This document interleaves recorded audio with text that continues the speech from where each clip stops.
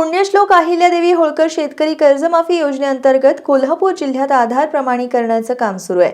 आतापर्यंत प्राप्त 27,110 कर्ज खात्यांपैकी 10,953 खात्यांचं आधार प्रमाणीकरण पूर्ण झालंय। उर्वरित शेतकऱ्यांनी लवकरात लवकर आधार प्रमाणीकरण करून घ्यावं असं आवाहन जिल्हा उपनिबंधक निळकंठ करे यांनी केलंय। कोल्हापूर जिल्ह्यात अहिल्यादेवी होळकर शेतकरी कर्जमाफी योजनेची अंमलबजावणी सुरू आहे। जिल्ह्यात एकूण 41,552 कर्ज खाती अपलोड करण्यात आली आहेत। यापैकी 27,110 खात्यांची यादी प्राप्त झाली आहे। प्राप्त खात्यांपैकी 10,953 खात्यांचं आधार प्रमाणीकरण पूर्ण झाले। जिल्हा मध्यवर्ती सहकारी बँकेच्या 10,391 खात्यांचं तर राष्ट्रीयकृत आणि इतर बँकांच्या 562 खात्यांचं प्रमाणीकरण झालंय। अद्याप 16,157 खात्यांचं आधार प्रमाणीकरण प्रलंबित आहे। जिल्ह्यातील 1,613 आपले सरकार सेवा केंद्रांवर आधार प्रमाणीकरणाची सुविधा उपलब्ध असून ही सेवा पूर्णपणे मोफत आहे।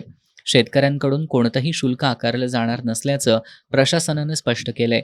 त्यामुळे पात्र शेतकऱ्यांनी लवकरात लवकर आधार प्रमाणीकरण करून योजनेचा लाभ घ्यावा असं आवाहन सहकारी संस्था जिल्हा उपनिबंधक निळकंठ करे यांनी केलंय।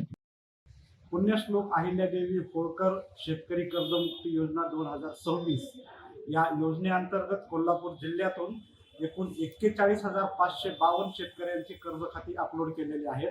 यामध्ये जिल्हा मध्यवर्ती सहकारी बँक आणि सर्व प्रकारच्या राष्ट्रीय बँकांचा समावेश आहे।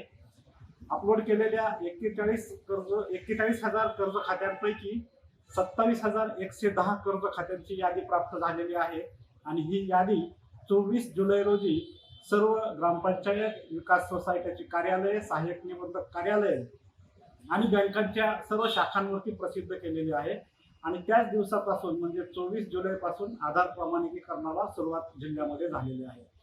सद्यस्थितीमध्ये जर पाहिलं तर एकूण 10,953 शेतकऱ्यांनी त्यांचं आधार प्रमाणीकरण केलेलं आहे।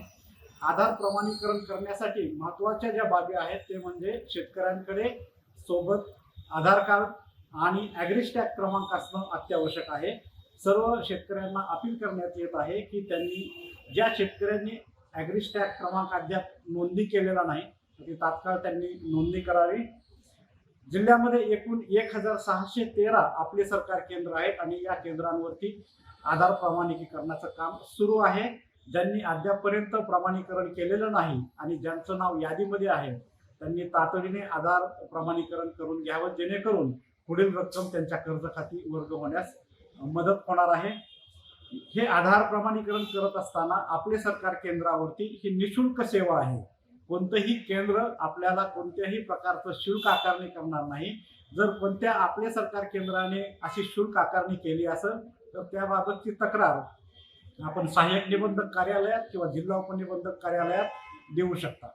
दरम्यान कर्जमाफी योजनेच्या यादीत नाव असूनही अनेक शेतकऱ्यांना लाभ का मिळालेला नाही याबाबत शेतकऱ्यांमध्ये संभ्रम आहे। या संदर्भातही जिल्हा उपनिबंधक निळकंठ करे यांनी सविस्तर माहिती दिली।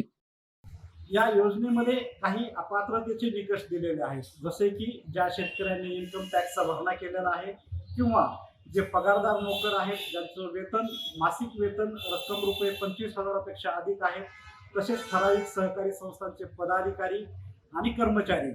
तर अशा अपात्र असणाऱ्या व्यक्तींची नावं या यादीमध्ये आलेली नाहीत। त्यामुळे त्यांनी खात्री करून घ्यावी की आपण नेमकं कोणत्या कारणामुळे अपात्र झालेलो आहोत। नियमितपणे कर्जाची परतफेड करणाऱ्या शेतकऱ्यांसाठी शासनाच्या प्रोत्साहनपर लाभाबाबतही त्यांनी माहिती दिली। या योजनेअंतर्गत ज्या शेतकऱ्यांनी त्यांचं कर्ज मागील 3 वर्षामध्ये नियमित भरणा केलेला आहे त्या प्रोत्साहन अनुदान रक्कम रुपये 50,000 पर्यंत त्यांना मिळणार आहे आणि ही कर्जमुक्ती योजना थकबाकीदारांची पूर्ण झाल्यानंतर त्याबाबतची तातडीने कारवाई आम्ही सुरू करणार आहोत। त्यांना देखील नियमित शेतकऱ्यांना 50,000 पर्यंतची मदत शासनाकडून दिली जाणार आहे। पात्र लाभार्थ्यांनी आपले सरकार सेवा केंद्रात जाऊन तातडीनं ही प्रक्रिया पूर्ण करावी असं आवाहन प्रशासनाकडून केलं जात असलं तरी बहुतांश सेवा केंद्रात अद्याप आधार प्रमाणीकरणाची सेवा उपलब्ध नसल्याचं सांगितलं जातंय। त्यामुळे लाभार्थी असणाऱ्या शेतकऱ्यांचं मोठ्या संख्येनं आधार प्रमाणीकरण प्रलंबित राहिलंय।